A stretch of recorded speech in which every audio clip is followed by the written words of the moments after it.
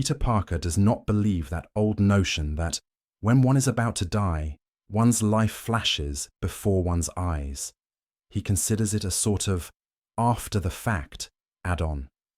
Someone has a near-death experience and, in recalling it, mentally inserts all the highlights of his existence after the fact as a sort of mental counterpoint to life's near termination. Memory, after all, is a tricky thing, possibly the most deceptive aspect of the brain's function. The main reason Peter has come to be dismissive of the concept is because, in his activities as Spider-Man, he has been near death more times than he can count, more times, in fact, than any reasonable person should have to experience. In all those times, all those close shaves, he has never once seen his life go flashing before his eyes. Not when the Green Goblin had him on the ropes, his uniform tattered, and his last dregs of energy seemingly used up. Not when Otto Octavius had him in a stranglehold, while Ock's fearsome machine sped on a particle acceleration toward destroying the entire city. Not once, during the myriad encounters with various petty crooks, bank robbers, muggers, and gunmen. Never. Not even close to it. This time, however, it's different.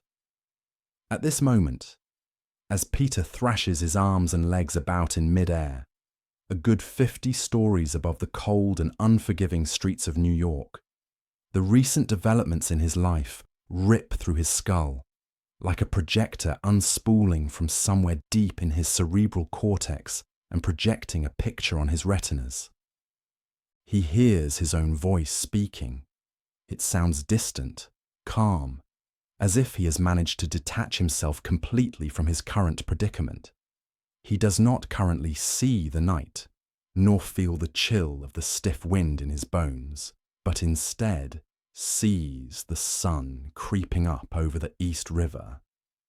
This is a day seen at its beginning, filled with promise and hope, not a day ending in sorrow and death.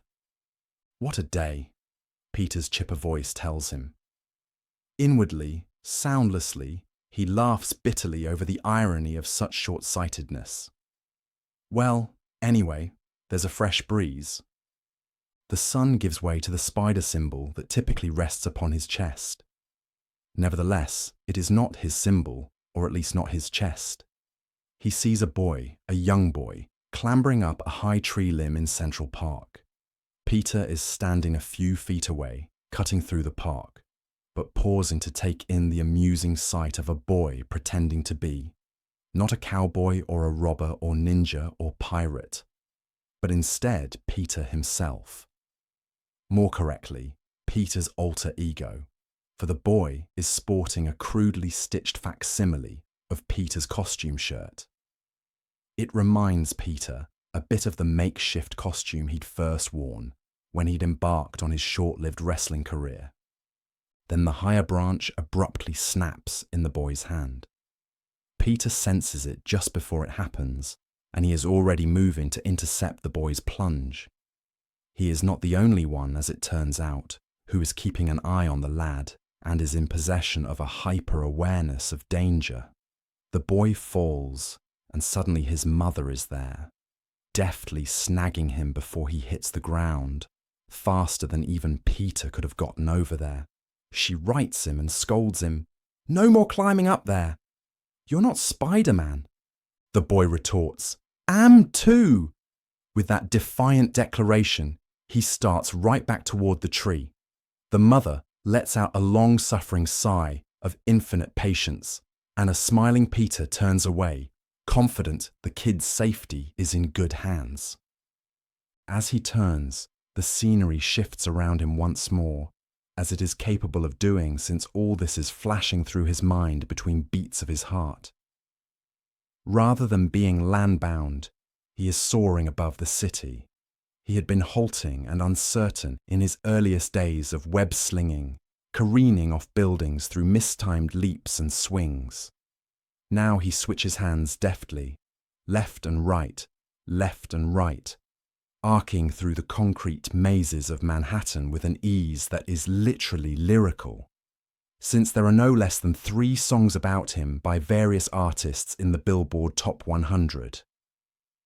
The city is safe and sound. I guess I've had something to do with that.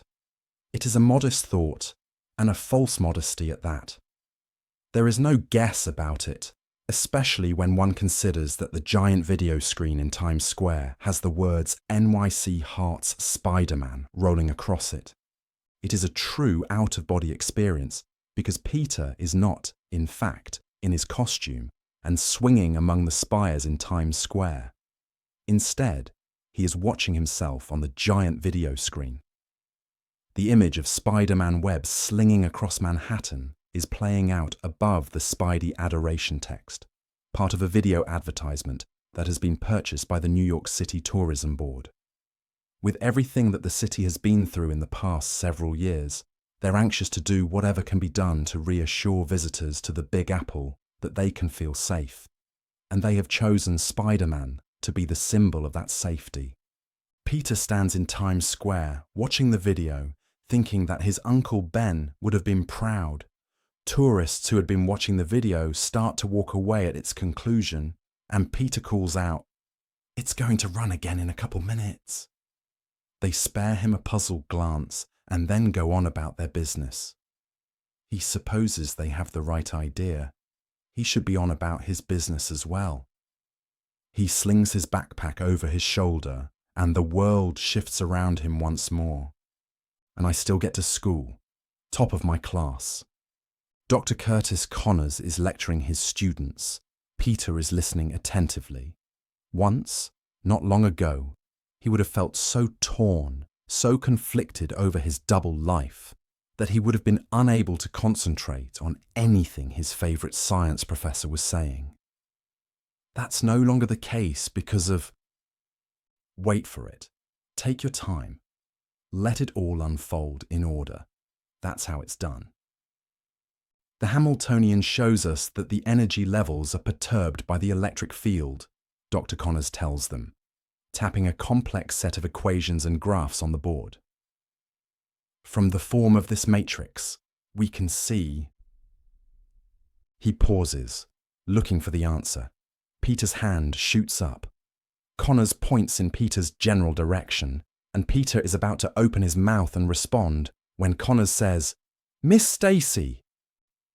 That only the M equals 0 quantum states are affected. Correct! Good work, Miss Stacy. Peter looks toward his lab partner, Gwen Stacy. She is a vivacious, attractive blonde, her long hair cascading around her shoulders. Paired off by luck of the draw as partners, they had promptly hit it off. She had recognized his name immediately. It turned out her father was a police captain who had been first on the scene after Uncle Ben had been murdered. He'd told his daughter all about the grief-stricken youth who had been there, cradling his uncle as the old man had passed away, and Gwen admitted she had been moved to tears by the telling of it. Consequently, Peter has found Gwen easy to talk to and a good listener. He almost thinks she'd be a good match for Harry Osborn, but Gwen is in a tangled relationship with some guy, and now isn't the time. Besides, it's not as if he could set up something with Harry even if Gwen were available. He sees himself riding his motorbike through the long shadows of the city. All that's missing is my friendship with Harry. I need to explain to him how his father died, but he won't see me. He is standing in the reception area of Oscorp, pleading with the sympathetic receptionist to give him 10 minutes, make it 5, make it 1 minute, of Harry's time. She just sadly shakes her head. This isn't the first time he's been here, and likely won't be the last. He could simply scale the side of the building, clamber in through Harry's window. What would be the point, though? Harry would just start screaming at him and insist that he leave. He can't force himself on Harry. He can't cram down young Osborn's throat the fact that his father was the demented Green Goblin and died because of his own machinations rather than anything Peter had done. Harry has to willingly accept him into his office or home. he has to be prepared to listen. Until that time, attempts to get through to him are doomed to failure. There is no point in pressing the matter or obsessing over it. Life goes on. Does it? For you? For much longer? Peter is no longer at Oscorp. Instead, he is hurrying down the street, dressed in a sharp grey suit. It is dusk. He passes a pawn shop, then stops and backs up, something in the window having caught his eye. It is a wedding ring, the gold band glittering in the twilight. It is small and modest, but it would convey the thought and intent quite well. If one did not know by the smile on his face and the spring in his step that Peter Parker was a man in love, his gazing at the ring would certainly have been the tip-off. Would you believe it? I finally got the girl of my dreams. She, of course, is the reason that everything else in his life is working. She provides the light that chases away the darkness that had settled upon his soul the day Ben Parker died. Without her, nothing works. With her, everything in his life runs with the precision of an atomic clock. He had almost lost her to another man. Through his indecision and inaction, he had nearly allowed her to slip away. But after all the times that he had saved Mary Jane Watson, finally, Mary Jane Watson had saved him. She had shown up in the nick of time, clad in her own unusual costume. Not gaudy red and blue, but instead a wedding dress, having fled the church to find Peter and let him know that she would be there for him, always. And there had been Peter, trapped in endless night, looking into the face of the sun and feeling the warmth. That was months ago. Just as Peter's life has straightened itself out, so has Mary Jane's. No longer a struggling actress, she. MJ is now headlining a new musical, Manhattan Memories, playing at the Broadhurst Theatre. All right, technically not headlining. Two other actors named Linda Curtis and Solomon Abrams are billed above her. But there she is in the poster, dead centre, and Peter could not be more proud, or more in love, or more punctual. Oh yes, punctual. The memory of when he'd arrived late for her previous production and been kept in the lobby by a supercilious usher was still far too fresh for him. Nowadays, he makes certain to arrive a half hour before curtain. He moves to his front row seat and waits. Even though this is all recollection, even though it's all happening in a flash while a demented cackling is filtering dimly through his subconscious, it still feels as if it were taking forever. Finally, the orchestra finishes tuning up and launches into the overture. The music swells and the thick red velvet curtain parts. Manhattan Memories is intended to be a love letter to the musicals of yore. None of the songs are new. Cole Porter, the Gershwins, many of the famous tunesmiths of times gone past, all represented and with their songs strung together via a new book that is, Peter has to admit, a little flimsy. He'd had the time to make that assessment since he'd been to half a dozen of the show's performances while it was in previews. He decided that it didn't matter all that much. After all, who leaves a musical humming the script? It was all about the songs, and in that regard, the show was rock solid. Tonight, though, is not a preview. Tonight is opening night. There is an additional charge in the air, an intensity that had not been present at any of the earlier shows. This is the make or break, the one that counts.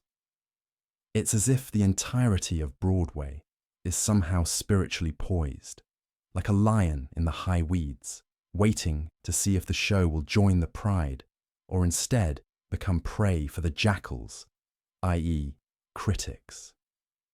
There is a collective murmur of approval from the audience as the opening curtain reveals a vista of stars hanging in the heavens. But the approval is not merely for the scenery.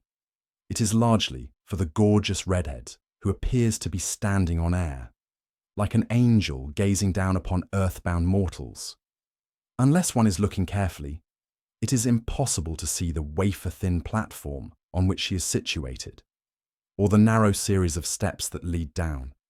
It's an effective illusion. She is clad in a long, flowing blue dress, her red hair piled elegantly atop her head. Helen of Troy may have had the face that launched 1,000 ships, but Mary Jane's smile alone should be good enough to launch 1,000 performances. Mary Jane starts down the stairs, every foot carefully placed. She'd stumbled on the first day of previews and almost taken a header down them. She'd learned her lesson that night about hurrying. She begins to sing, and although she should really be directing her efforts toward the back of the theatre, she cheats and instead gazes directly and lovingly at Peter. He's not entirely thrilled with the quality of the sound system. It's making MJ's voice sound reedy and thinner than it should be. That doesn't matter though. Her mere presence is magical. Certainly everyone will realise that and ignore such minor technical glitches. Reality and fantasy begin to blend, the barrier between them breaking down. Peter is no longer in his seat. He is floating out of it, reaching toward Mary Jane. She stretches her hands toward him, laughing gaily, and then he is above her. This isn't happening. This part never happened. Cool air rushes against his face. He can still see the balcony from where he is, and from this vantage point, he notices someone watching him through a pair of opera glasses. The watcher lowers the glasses and glares balefully at Peter. All right, that part did happen. He was there. And afterward, you and he. Peter feels a jolt. The glittering stars are still around him, but the theatre is gone. Mary Jane is gone. He is hanging, suspended. One of the stars breaks away, tumbles toward him, and he sees that it's a diamond engagement ring. Gravity is suddenly making its presence known. It's not happening all at once, more by degrees, like with the coyote in those cartoons. The more he becomes aware of his predicament, the more gravity stakes a claim on him. He tries to defy it. He stretches, strains, the tumbling ring just out of reach, and then he's falling, except not straight down. Instead, he's falling sideways, as if something has propelled him, and then he slams into the wall of a building. He does so with such velocity that he's not able to get a grip on it, and he tumbles away from it. "Harry! Harry, wait!" Peter cries, which might well serve as his last words, but they're not. He's said them before, and Harry is turning and glaring at him, the time before and the time right now crashing together. Floating above the then and the now, and quite possibly all that is to come, is a high-pitched, demented laugh that sounds both familiar and unfamiliar. And then consciousness slips away, and Peter's life review ends prematurely as the stars coldly glitter around him like diamonds while he plunges toward his death. And nothing is as it should be.